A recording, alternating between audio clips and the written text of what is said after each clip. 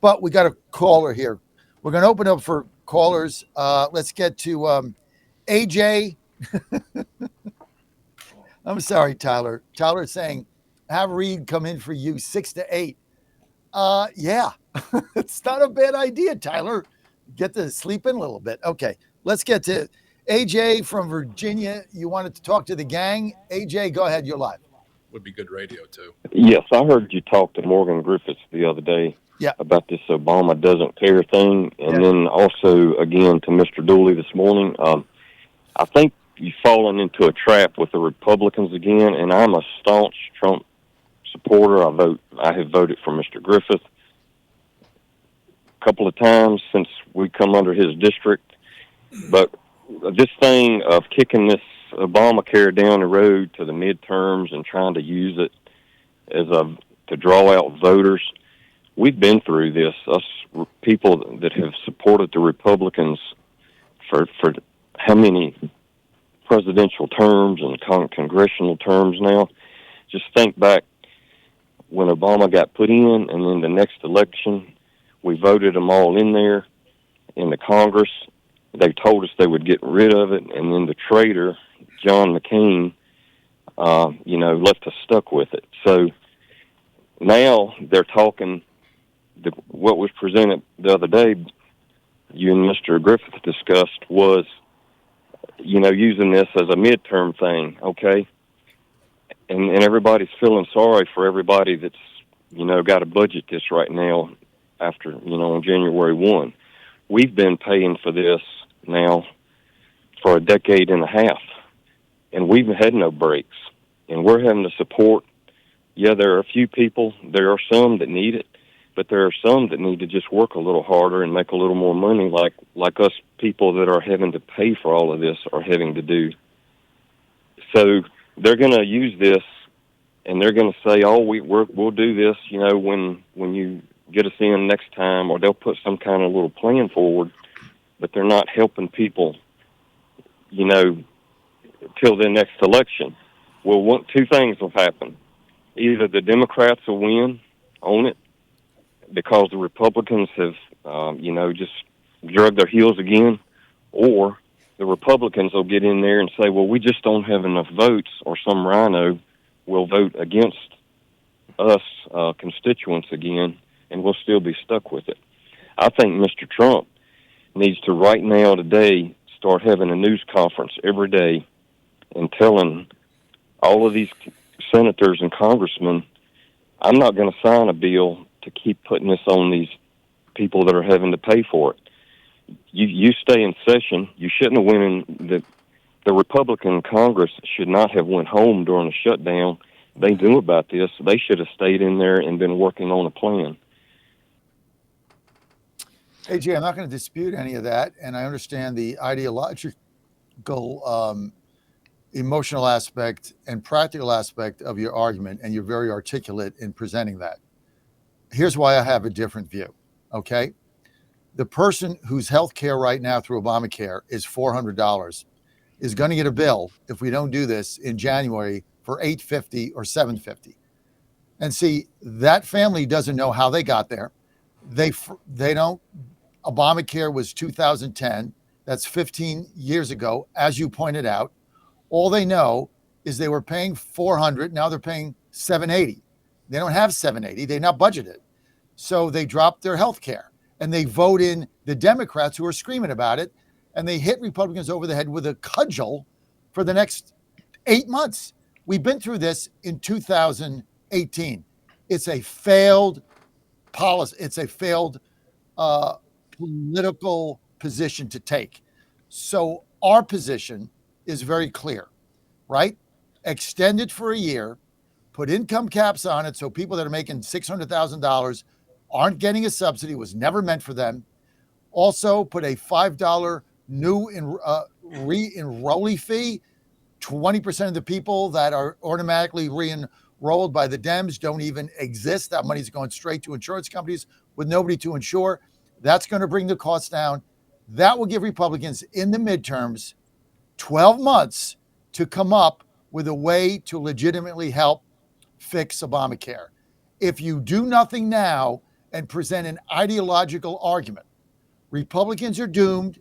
They'll lose the midterms. Trump gets impeached on the third day. Everything is gone. You'll never repeal it. Those, in my view, are the options. That's why Griffith and I have taken the position that we have, and I'll let the panel weigh in. To start with Joe. Well, don't you think that the midterms are done anyway? No. You don't? No, absolutely not. I do. Absolutely I not. think that I think every Republican in Washington should show up with the idea that you've got about 10 months to jam through whatever it is that you ever dreamed you were going to do and accept the fact that you're going to lose in November. I shook hands with 600 people in Henrico County on the Saturday before the election, and I had people who look like me, who when they were walking up to go vote, I thought, oh, well, this is a Republican voter. This is somebody who's going to connect with me. I'm not going to have to really work hard for this vote. And they told me to F off to my face. I think we got a big problem, and I don't know how we fix that, but I know for the moment we have the ability to do all the stuff that we've talked about for decades. And the humiliation that I felt during Trump version 1, was, what the hell, guys? Jesus himself intervened, and I'm not being irreverent about this. God himself intervened to say, here's the White House, here's the House of Representatives, here's the Senate, here's your chance to do all the things you've talked about for 20 years. If you really believe that's what it takes to save the country. And Republicans couldn't pull it together. They were too worried about whether Donald Trump had used foul language in a back room someplace. They were worried about how the Democrats would play. I think we are in for a tidal wave of trouble in 12 months. And the only thing that saves the party and perhaps the country, if we really believe in our principles and we're not being crass and manipulative, is to push things through. I would go nuclear because the Democrats are going to go nuclear. They're going to get rid of the filibuster, and I would jam everything through. And then if you're fortunate, to your point, John, Donald Trump holds on by the skin of his teeth and doesn't get impeached and removed in the final 2 years, and you can do what the Democrats did under Northam. Get your stuff through and then hold on and don't allow it to be repealed. I agree with half of that. I agree with the back half. I certainly agree with getting rid of the filibuster. I think it's stupid because the Democrats get control. They're going to do it in the first 15 minutes. So basically, this whole argument about minorities' rights is all just stupid. They manipulate us with that all the time. I don't agree the midterms are lost. I think when the whole thing is flushed out, and I don't want to dominate this, it's the Virginia gang. When the whole thing is flushed out, I think two things are going to happen. When all the courts are done ruling and blah, blah, blah, I think you're going to see Republicans gain 10 seats nationally through redistricting. Through redistricting. That gives us a 14-seat advantage from what we have now. I think the one big, beautiful bill is going to start to take hold. You saw the jobs report came out. That was 2.5 times what everybody thought it would be. Wages are up. Inflation is going to come down. We're going to get an interest rate cut. And people are going to start to see the benefits of the taxes in their pocket, which they haven't seen. They're going to get refunds. A lot of people that work overtime and tips, those taxes are still being taken out because the payroll companies haven't caught up with it. So they're going to get that back. We're going to have massive refunds that they've earned. And I think the economy is going to turn. And I think we can hold on under that scenario. I'll turn it over to Saxman. For what? Whatever you want, King. It's been 34. Here's the number for the panel today, John. And you can take this one over the weekend on your vacation and go, okay. This is the number. The number is 34. That's the number of years Republicans have had an opportunity to come up with an alternative health care plan in this country. It started in the 1991 special Senate election in Pennsylvania when John Hines died in a helicopter accident out over Philadelphia. And the Democrat candidate, Harris Wofford, ran against the incumbent or the Attorney General, Dick Thornburgh, who was the overwhelming favorite to replace John Hines. And the people who ran that campaign for Harris Wofford figured out that healthcare was the number one concern of Pennsylvanians. This is 1991. This is the year I got married, John. What's your point? But who ran that campaign?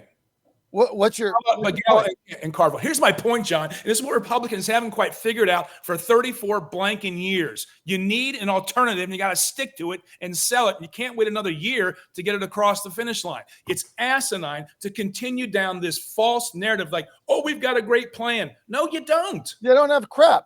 Well, you have crap. It's been 34 freaking years. Rick Scott the other day infuriated me. Senator from Florida comes out. He says, I don't want to do the Obamacare subsidies. I've got an alternative plan.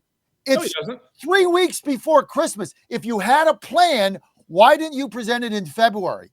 You waited a year to present it after Thanksgiving? 34 years. I mean, health savings accounts work. And I'm they're too afraid to run it. They have no plan. They have no plan. They have no plan. And stop selling me, oh, we've got to repeal this. What are you going to do with they can't make it right now holding up the subsidies for people who are already on the plan. And now you want to yank the whole goddamn thing away? Asinine politically. Stupid.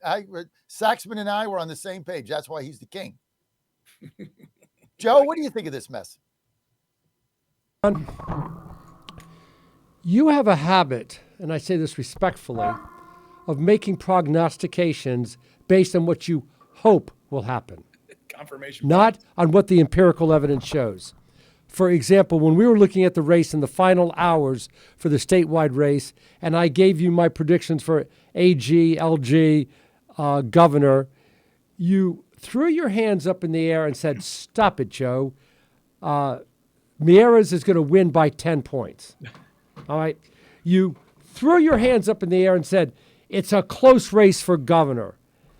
And John, you're doing the same thing now if you think that the Republicans can hold on in the midterm elections. Just look at the empirical evidence of what normally happens in a good environment in midterms. They lose seats, okay? Now, I think John Reed is correct.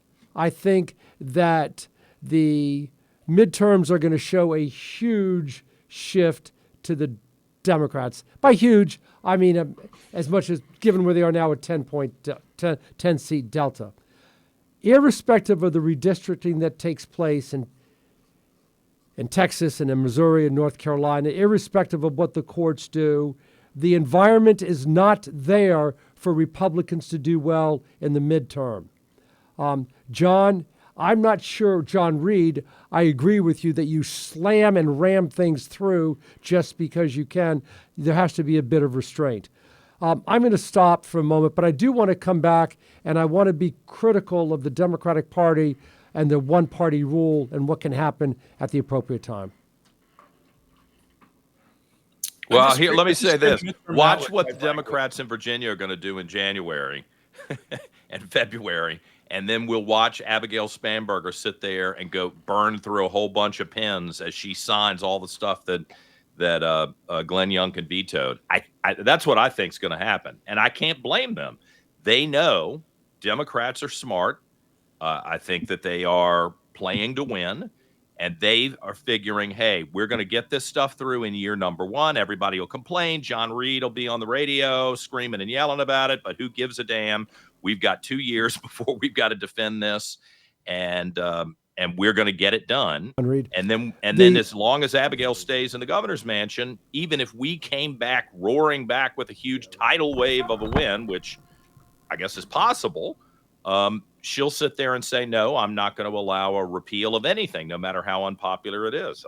I think watch what the Democrats are going to do in Virginia, and that's what Republicans should be doing this year before they lose the midterms. John Reed, the Speaker of the House, came out and publicly said, to his credit, we have to govern with restraint. My question to Chris Saxman, and both Johns is, was that just word speak, or do you think it is sincere?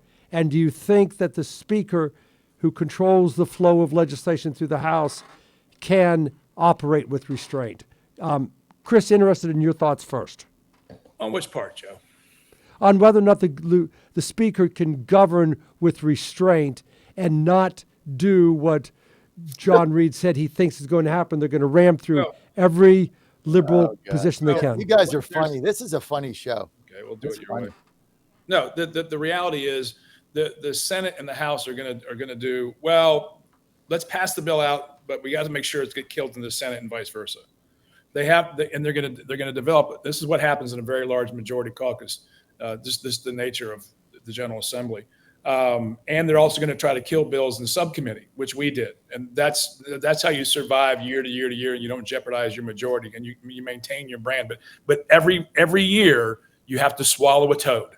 You're going to have to do something you don't want to do. And it sucks. And the base hates it. But as long as you do just one, you'll survive your nomination and reelection. And that's the challenge in a very large majority caucus that the speaker is dealing with. So they have more Democrats than they need or probably want functionally, and then they're going to rely on the Senate to kill a lot of bills. You guys are discounting the fact that we're a year out from the midterms. A lot can happen in a year. I agree with you, John. I don't think a it's lot done of crazy things can happen in Virginia, which I believe they will. Yeah. Unbelievably maddening things are going to be happening in New York City. You have no idea what's going to go on there. With the flight of companies out of there, and the crime is going to go through the roof. I mean, that thing is going to turn into the ultimate hellhole of life when this guy's done with it. So we don't know what's going to happen. Also, we had a very good jobs report that came out, and I believe the economy prices are going to start to come down.